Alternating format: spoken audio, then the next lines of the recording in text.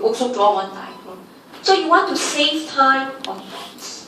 Okay, now let's move to question 4. Question 4 is not difficult, so I'm not going to go through in detail.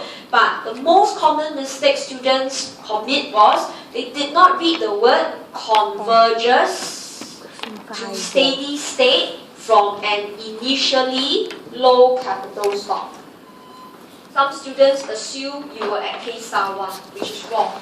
So I'll just give you the key diagram, right, and then you go back and you try out. So if you read the question carefully, and the question was only one country, because it says the economy. Okay, so again, you have a choice to discuss with cap or without cap. It's really your choice. Okay, so if you are you're very slow in writing, you can assume GA is 0. Okay, but I actually don't prefer. I would always prefer to discuss the real world. Okay, so I'll take the longer step. I will do K cap, Y cap. Although it's tedious, but believe me, if you keep practicing, you get used to it. It's just that you have to keep checking your diagram. So you have delta, right? I put there not appropriate.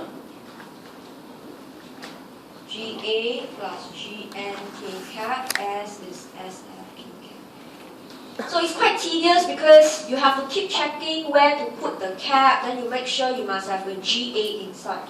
But I mentioned to you before, in the exam, let's say in your diagram, you forgot to wear a cap for one of the items, it's fine.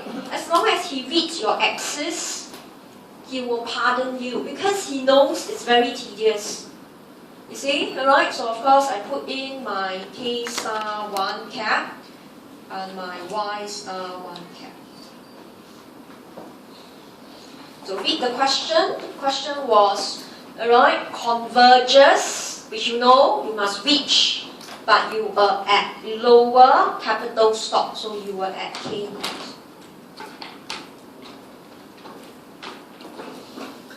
So you must begin on the correct foothold, right? The question says the economy will converge, means reach the steady state from initially low capital stock. So the diagram looks a bit like question 2, converge to steady state. Okay, so in this case, alright, you just need to explain. So I'll just give you the key steps. So step 1, you must identify your K naught is on the left. Step 2 is here, same thing. Compare benefit and cost. Remember, you must go back and write the answer. Don't go and put 1, 2, 3, 4, 5, and that's all.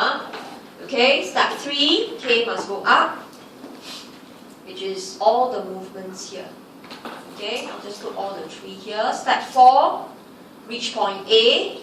Step 5, K star. Okay, so make sure you go back and explain step 1 to 5. Maximum 2 marks. Okay, so remember, they don't carry much weightage. You don't say, oh, I answered the question 5 marks.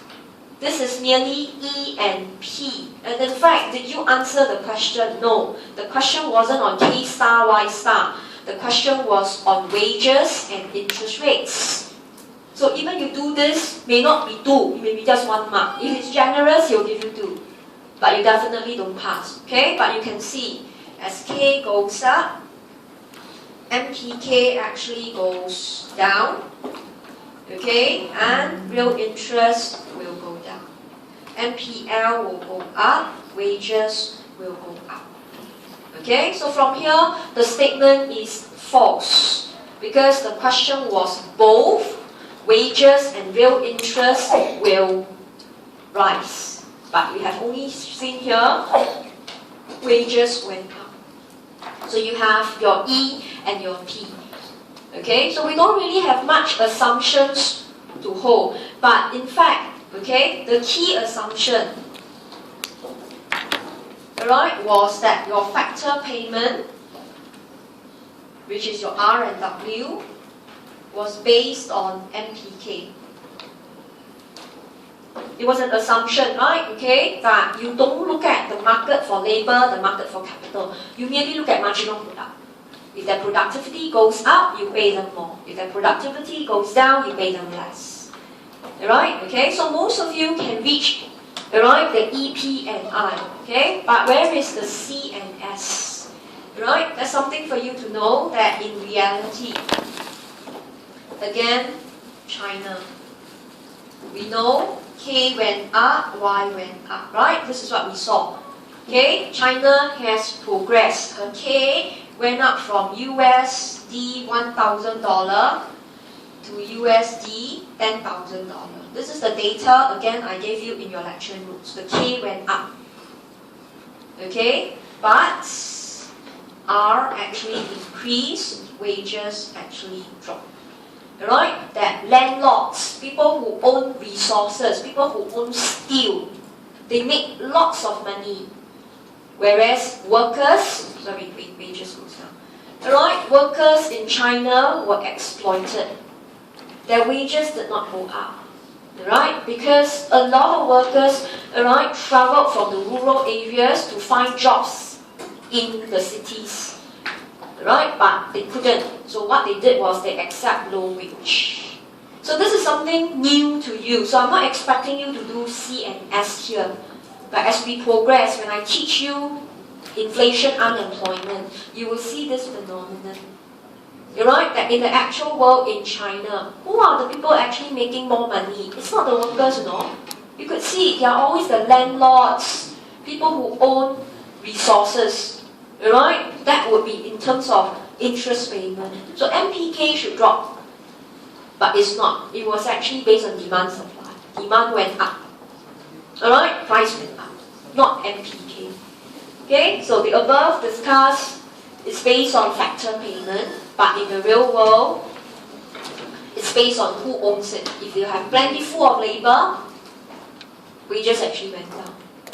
Okay, but it was in last week's news, okay, I'm going to download for you, that wages all over the world went up, include Singapore and China. Okay, alright, so we will get to discuss that when we do inflation, unemployment. So that was question 5, not difficult, but make sure you answer R and W. Don't leave it hanging in the air that you reach K star 1. If you do that, you miss the boat. Okay, now with that, let's look at question 6.